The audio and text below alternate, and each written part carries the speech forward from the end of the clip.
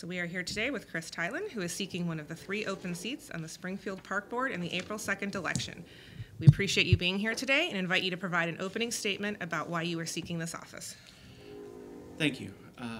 During my 12 years on City Council, I discovered that I really do enjoy helping people. One of my favorite things about that job is when someone calls me and that they have a problem and I'm able to help them find a solution or work out a solution with the city. I'm termed out. I've done 3 full terms with the City Council, and I talked it over with my family, and I decided I was not ready to stop. I wanted to continue serving my community, and Park Board is a natural progression for me because my family uses the parks. We're sledding at Centennial and Bunn Park. We are golfing at Bunn. We are golfing at Chatham Road.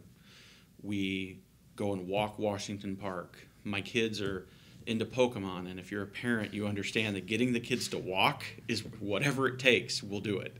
So as a family, we go Pokemon, and we do Lincoln Park and Washington Park because it encourages my kids to walk and run. We walk the dog at the park. So then you throw in the sports. We've done baseball, softball. We're interested in playing pickleball. I umpire softball as well. My kids are into figure skating, hockey. There's not a week that goes by that we're not in the parks. So for me, it was a logical progression for me to try to serve my community by trying to help maintain the parks and maybe see if some of my talents can improve the parks along the way. Okay. So you mentioned the City Council where you've served your 12 years. How will that experience be a benefit to you if you were on the Park Board? Well, for one, I'm used to how governmental accounting and the budgeting process works. So it will allow me to deep dive into the budget book just like I do at the City Council. The budget staff there can tell you that I'm one of the few aldermen ever who actually goes through line by line by line and reads the whole thing. And I'm very proud of 2 of the newer aldermen who came in 2015 because they followed the example that I set. And I would like to do that on the Park Board. I'd like to dig into those finances and look at some of these things and see if something as simple as in 2007, I suggested, why are we replacing the entire block when one section of the sidewalk needs repaired? Why don't we just fix that 12 feet and then spread it out more through the community instead of limiting it to how many blocks we can replace? And their answer was, well, people were upset that the concrete were different colors. I'm sorry, I'd rather have more sidewalks fixed and spread the money around. And that's the kind of logic that I'd like to bring to the Park Board that I think with my experience, having been through a number of these things, may prove beneficial to the finances and allow us to do more with less. Have you started any of that, going through the Park District's budget yet? We just got done with the City Council budget, so been a little busy. I'm still recuperating from the amount of time that I put in on those numbers. Fair enough. Okay. When you look at what the Park District does, I was on the website today, and the district oversees 35 parks, 23 miles of bike trails, 4 golf courses, a zoo, and then a variety of educational, recreational programs and classes, offers the athletics. What do you think the average Springfield resident doesn't understand about the Park District that you wish they did? I think they don't understand what all is available. There's several aspects of the park that I think the public should be aware of. Number one, there is the fact that it is obviously we have the playgrounds for the kids and walking things for the adults, things that don't cost money. You can go there, you don't have to bring anything with you other than yourself, and you can entertain yourself with the Park District facilities that are available.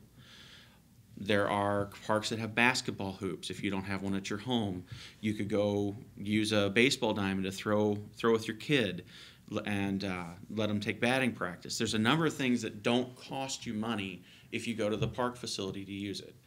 Then you have the programs that are offered. There are Fun Shop. If you've got a young child, Fun Shop is an amazing developmental program. Both of my kids went through it. It was worth every dime.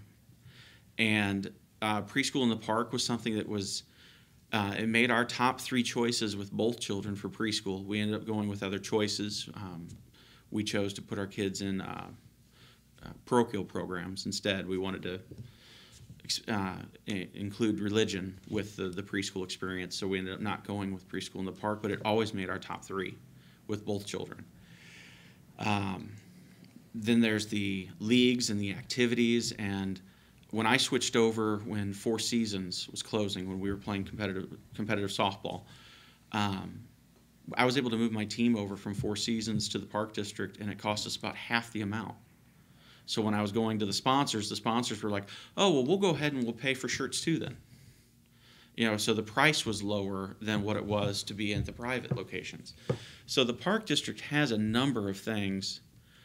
People forget that the Nelson Center is there sometimes. We've got the ice skating. You could rent the ice for a broom ball for a birthday party. Open skating lessons. We got the figure skating shows that we do, and don't forget we've had Gracie Gold come through here. I mean, we've got a number of things that people just don't realize we have. In other communities, parks fall under the purview of the municipality. Since you're running for a seat in the park board, I'll go with you think the district should be separate from the city. I guess talk to us about why the current arrangement makes the most sense for residents. I think that the park splitting off from the city was a very good idea at the time that they did it.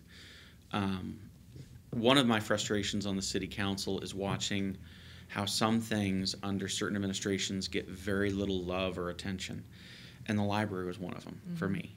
I watched how under the first 2 administrations, the library didn't get much attention at all. And I even suggested maybe we need to split the library off like we did the park, because at least now the park has dedicated people who are focused on the park.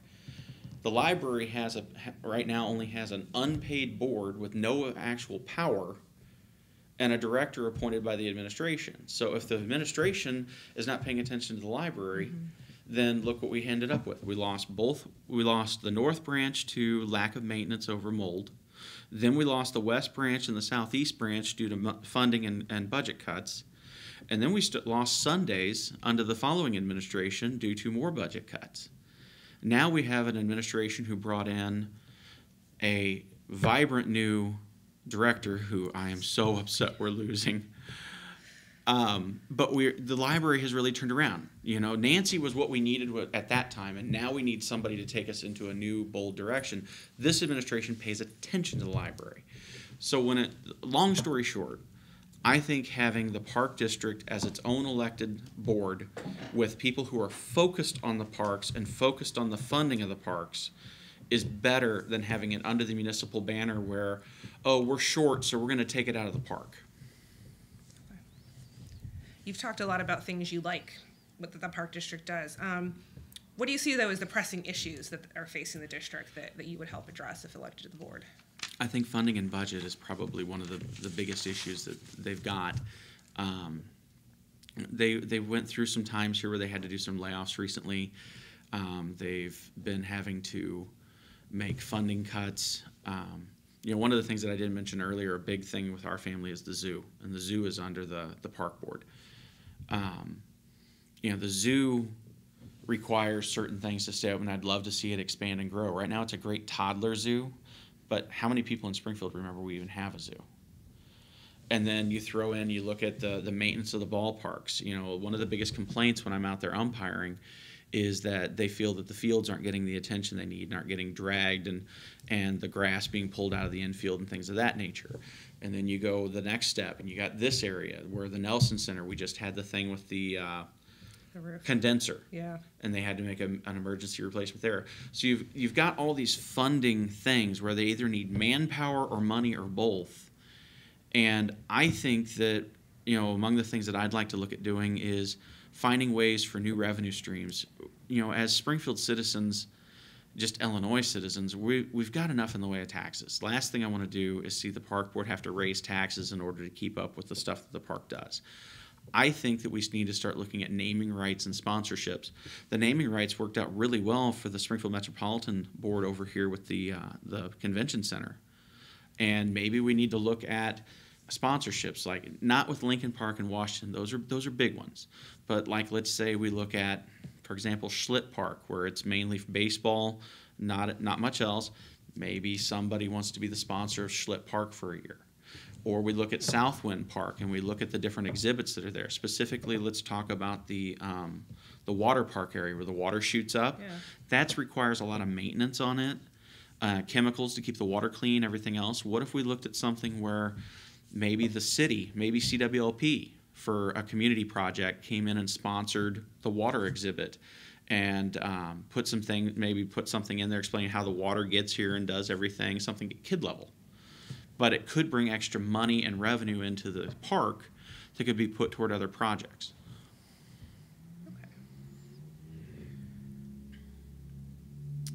You talked about the zoo possibly expanding. Are there other areas of the park district you might like to see expanded, like either offer more parks, unavailable land, anything like that? Actually, one of the other things which I'd like to address, figure out how to address, is that currently, and I don't know how many years it goes back, it may be as much as 10, 15 years, when a new neighborhood goes in, they're supposed to set back for a neighborhood park. And the park district has been declining them because they don't have the resources to be able to maintain any additional parks being created beyond what they have now.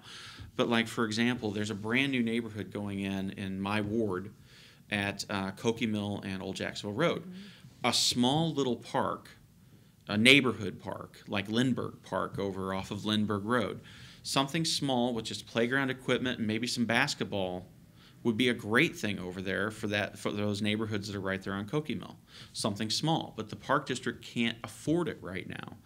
Now there's something which I've been looking into, and I may be talking with the mayor's office about bringing an ordinance forward where it would change the funding strategy for the developers to where the developers foot more of the bill for the creation of the park as part of the subdivision and as part of the creation of the lot and plans, to where then the park district only ends up with maintenance costs on it. Some other communities have done something with that. I've been researching it, but I don't have anything fully formed yet. But that's something that obviously I'd want to make sure that the park district was even interested in before I brought it before city council. I don't want to, put the cart before the horse and all of a sudden have them go, whoa, wait a minute. You talked about budgeting a little bit earlier. The state legislature recently increased the minimum wage in Illinois, and yes. I know park districts in particular were among those voices throughout the state talking about what that might mean for them. What effect do you think the minimum wage might have on the park district? Well, obviously, it's going to cut into the personnel lines pretty deeply.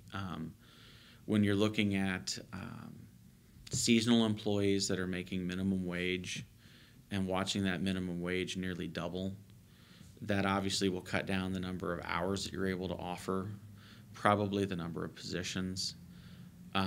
You may see that the park district may have to start investing in things that may have a larger upfront cost, but then lower maintenance on the back end. Like, for example, baseball diamonds may need to go to AstroTurf so that you're not having to maintain the grass. You may see that some things may end up getting automated that used to be manual.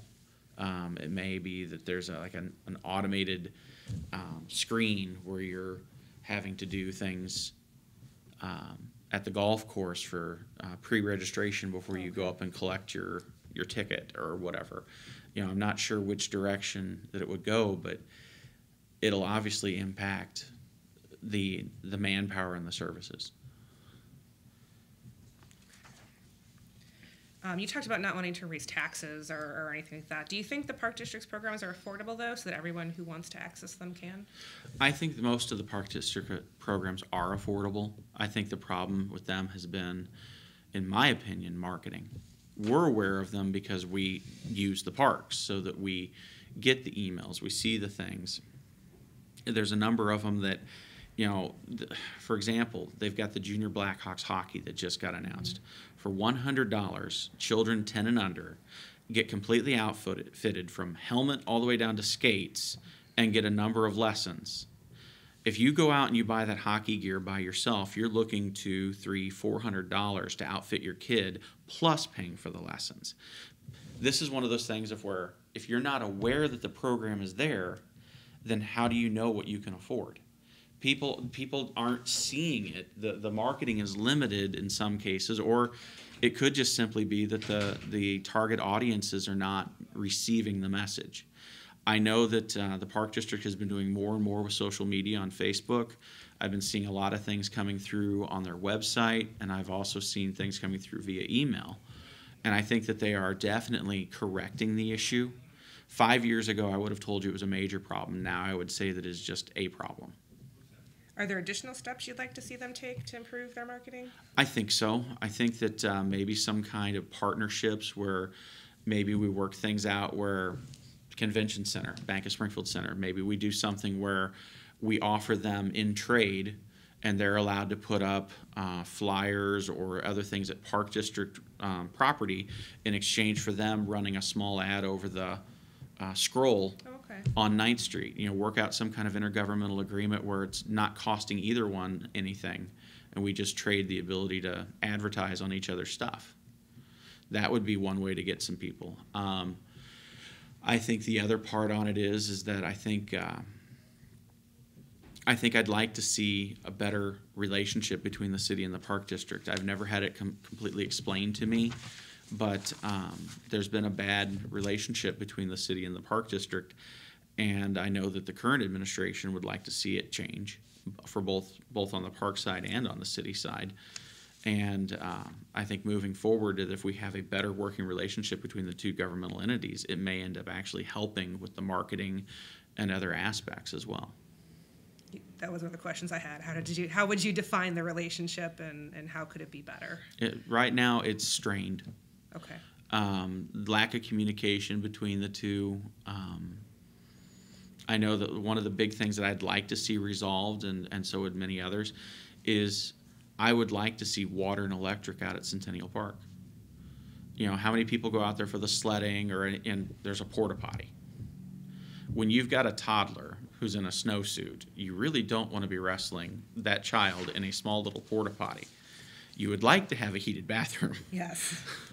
And it would be nice to have concessions out there and lights and a water fountain and other things of that nature. And that's part of that intergovernmental relationship between the city and the Park District. From what I understand, the Langfelder administration is working with the Park District right now, trying to resolve it. Okay. Good. One of the things I think it's been the news lately regarding the Park District is the recommendation to close the preschool program at Washington Park. Yeah, that's... Yeah. Start just your thoughts. Talk with us about your thoughts on that program and how you would weigh in if you were on the board when that vote is taken regarding the future of that program. Well, as I said earlier, when we were picking preschools for both Josh and Katie, preschool in the park made the top three on both of us. We put both of our kids through Fun Shop. I mean, we recognize that they've got some attention over there to the preschool level children. The problem is I think from what I understand, reading in the paper and talking briefly with park board members, current park board members, is that the enrollments have been declining, the costs have been rising, and they already closed one of the preschool in the parks at Lincoln Park, so they're down to just Washington Park. They just have the one building. And their comment is that the current enrollment doesn't justify staying open when there's so many other choices for preschool. I'm torn on this because obviously I'm not a park board member now. I can't see the books. I can't necessarily dive in and ask the questions of the staff that I would like to. But the way I would approach it would be just like any other problem I've got at the city. I would want to know, okay, what is the break-even point then? How much does the enrollment need to be in order for it to be break-even or profitable? Most of the time when you're providing a service, if you're subsidizing that service, if they are truly subsidizing the preschool in the park, then where is that money being taken away from that it was meant to be spent at in the first place? Recently at the city, we had been subsidizing Oak Ridge Cemetery to the tune of $500,000 to $700,000 a year until we recently raised the hotel motel tax to cover that difference. that was $500,000 that could have been spent on potholes or on sidewalks or other city programs, the library. So the question for me would be, where is the money coming from that you're having to use on the preschool to subsidize it? What other programs are suffering? Okay. I would also want to know, long term, is it that, if the vision is that they would like to continue having the preschool, then what do they feel that those future enrollment numbers need to stay in order to keep it open? And do we have the staff that would want to stay on? Do you have the commitment? Because it's what I'm reading and seeing makes it feel to me like they're saying they're having to subsidize the preschool program because enrollment's not high enough. But then the parents are saying that the class is full. So if the class is full, but you need more enrollments, then why aren't you offering another class? So there's a lot of questions that I would have as a board member before I would go one way or the other. But depending on those answers, I would either say that you need to expand to meet your break-even numbers, because if the problem is that you're only allowing an enrollment of 20 kids, but your break-even number's 30, then you're setting yourself up to fail. Yeah. And believe it or not, sometimes in government, that's actually the way some things get set up. But on the flip side, if it's that even if you get those 30 kids, we're still not going to hit break even, and we still have dozens of other choices in the city of Springfield, then my follow-up question would be, can you keep the preschool open long enough for the current enrollees to finish? Fair enough. A program that both the city and the Park District and UIS actually is looking at is this bike sharing program that council approved. And you're all looking to do it the same vendor. What benefits do you think having a bike share program like that, where you have the three entities all doing the same one, could be for the area? It allows for more places for people to find the bikes and to drop them back off. I do have a number of concerns and questions over the bikes, but it sounds like the GPS and everything in them is going to keep them fairly protected, and the fact that they have to put down a credit card for the deposit on the bike, I think will make a huge difference as well compared to what we had with those yellow bikes years ago. I think that it expands the ability for people to walk over to the park, drive over to the park. Let's say they put one of those bike sharing things down at, let's say, Centennial Park and one over at Stewart Park. You have that whole trail. You can ride that bike down and then leave it at the other end of the trail. Or you can ride down and ride back to where your car is. I mean, there's the options or you pick the bike up and you ride to the trail and then you ride somewhere on in and then you drop it off at UIS or you drop it off at downtown Springfield. By not having the park have their bikes and the school have their bikes and the city have their bikes, it allows for more choices of where you're going without the person feeling like they have to take the bike back to a particular location. I've wondered about helmets, and are there some safety measures built into the bicycles? There are not. I believe helmets, that was a question that was asked by someone, and they said that that they did not at this time have any way to vendor out helmets with the bike, that if you want to have a helmet, they just encourage the person to bring their own, I think was the answer. I think it was either Proctor or DeCenzo that asked that question. Yeah. Good. One of the things that's happened is the Land of Lincoln Economic Development Corporation. Yes. And there's been some talk that other communities and other government units or units of government should participate in that as well, financially, since they would benefit from it, from businesses coming in or being retained. Any thoughts on that? From a layman's point of view when it comes to the park board, I think that I don't immediately see where the park would benefit from being part of that, because the parks don't necessarily grow from economic development they would grow more from residential development, more residents, more people who are wanting to use. So yes, there's a indirect tie-in, because if they bring more businesses here, it could lead to more people moving here, which could then lead to more parks. But from a financial point of view, to me, I would have to have someone show me harder numbers to explain to me why the park district would see a return on investment. Because to me right now, I don't see where the park district contributing to the EDC would see a benefit. The city, yes, that's taxable, sales tax, taxable income, things of that nature. I definitely see a benefit there. Convention center, I see a benefit there because the more businesses that are here, maybe they'll bring a convention down that brings, we've got all the medical district, maybe they end up with a new medical thing and it causes us to have a medical convention. Lincoln Land, I could see having more businesses here because they could recruit from the colleges. But for the park district, I just don't see the return on investment right off the top of my head. I'd have to have someone explain it to me.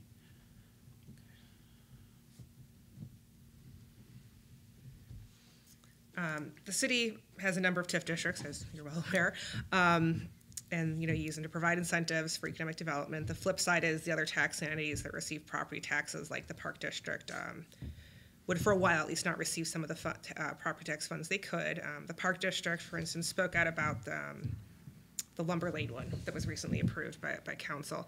What do you think of the use of TIF districts by the city, and how would, if elected to the park board, how would you feel if the city created additional TIF districts? Well, I feel that the TIF districts, when used properly, can be very beneficial to the city, and that helps everyone in the long run.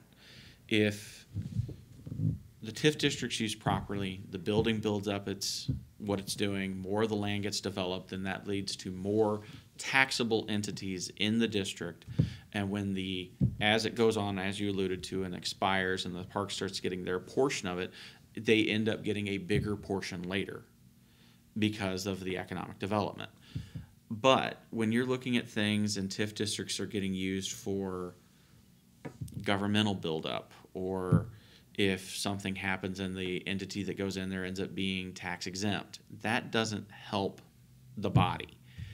And I would say that the park district should have a voice, or at least be made aware of the intention of what a TIF district is doing and what they're building up, and then be able to take a look at the finances on it. And if it's something that's not going to actually be a tax incremental financing district, where it's actually incrementing, then I think the park should have the ability to request to be exempted from it. Another area that the park district has struggled with in the past is the police force. There was a 2015 report that criticized it for being a trouble department with deficiencies in record-keeping equipment, staffing, and training, among other things. Do you believe the district has addressed those issues? From what I understand, it has greatly improved. Obviously, being at the city, I work with my neighborhood police officer and with the police chief on a number of things. And from what I understand, the number of complaints has drastically reduced. It sounds like the current chief of the park police is running a fairly tight ship. Okay. Do you think the park district should have its own police force, or that the city should consider maybe? I think that depending on what happens with funding and financing, you may find that the park police may be one of the first things that get brought up. That happened in the past, when the last time that there was a funding issue. But I think that there's value to having the park police. I know as an alderman just how busy our actual police department is at any given time. If we're sitting at the park and I'll give you a couple of true real-life examples. I'm umpiring softball at Isles Park. I have a drunk man walk over, pick up a $500 bat off of the bench area where one of the teams is that's in the field, and start swinging it around and starts hitting coolers and some other things, and he's obviously drunk.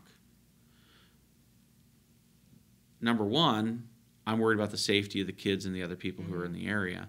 Number two, I'm worried about his safety because I've got 18 guys, 20, that are getting ready to come off the field and go after him. So I'm on the phone trying to get the Springfield PD over there, but I'm also, first call I made was to the park police to have them dispatch someone over. Now, I love Springfield PD, but park police got there first because they are supposed to be handling the parks. I make that same call, I only call Springfield PD, then I'm running the risk that if they're busy right now handling other emergencies, a drunken disorderly at the park is not going to be a higher ranked emergency than other things going on. Sure. But for the park police, that's exactly what they're supposed to be handling, and they came immediately over. How do you think the safety at the parks is? I know last year there was some vandalism incidents at the pickleball courts in particular I'm thinking of, but generally speaking, what do you think of the safety of the parks? For the most part, things are pretty good. I've seen several times where there's been different things. Obviously, you mentioned the vandalism, but I've witnessed where there was a fight that was breaking out at the play area at Washington Park. Everybody kind of grabbed their kids, kind of moved away from the two adults that were arguing, and honestly, within a few minutes, park police was showing up. But I've seen the response times have been pretty good, but someone has to call first. That's one of the big things. Everybody's so busy trying to film it, they forget someone needs to call it in. And that's more of a societal comment than a park comment. But I think when it comes to the vandalism and some of the other things, that as we're investing in these park facilities and we're repurposing some of the areas of the park with modern things that people want, I think maybe we might want to start thinking about security cameras in some of those areas due to the vandalism. It's not that expensive, and we can probably hook up something along those lines fairly easily. We thank you, Kris, for meeting with us today and invite you to give a closing statement as to why voters should choose you on Election Day. Well, I feel that I've got my 12 years on City Council has given me some invaluable experience on how to work with governmental entities. I think that my relationships that I've built over those 12 years will benefit the Park District if I were to be on the Park Board. I think that my devotion to the different parts of the park that my family truly enjoys, whether it be Nelson Center with the ice skating, whether it be the zoo, whether it be the baseball diamonds, walking, the play areas, we truly use the parks and enjoy the parks. So as a park board member, you would have someone who is actually interested in and uses the facilities instead of someone who just wanted to hold a position. And I think that can make a big difference on if someone truly loves something and sees the value in it, they'll fight harder to keep it.